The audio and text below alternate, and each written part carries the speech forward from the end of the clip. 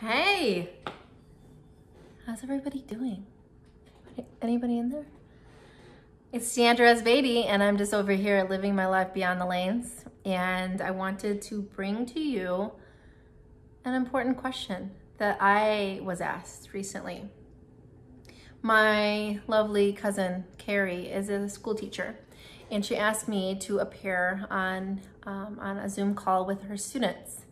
She actually asked me to come to her classroom, but that is not feasible these days. So they had a Zoom call, and the question she wanted me to answer was, what is more important, the destination or the journey? What do you think? So I had an opportunity to talk about this with her lovely class, and they asked really great questions. They were a really great audience, and I thought, you know what? I bet this would make a really good YouTube video. So here it is. The question is, what is more important, the journey or the destination? So let's get into it. I said that without the journey, there is no hard work, right? You have to go through the hard work in order to get to the destination. You can't just arrive at your destination without having done any hard work and just be like, oh, I made it. Like, doesn't happen. That's not how it goes. And I know this because I did this in middle school and in high school. Every single night, my dad took me to practice. And it was really normal then. In fact, that was my life. There was nothing unusual about it at all.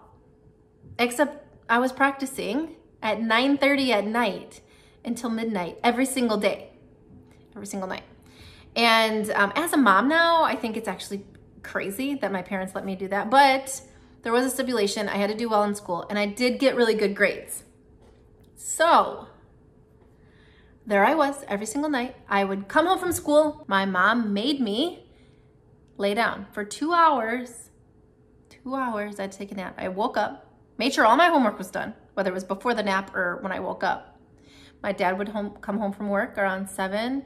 He would eat, take a little nap himself, and then at 9:15, we would go to Stardust Bowl 3 in Dyer, Indiana, at a time where people could smoke inside. And I remember the stench of that smoke getting into my hair and my clothes, and when I got home, I could smell it. So at 9:30, I could get a lane, Stardust Bowl 3. 9:30 to midnight, we practiced every single night.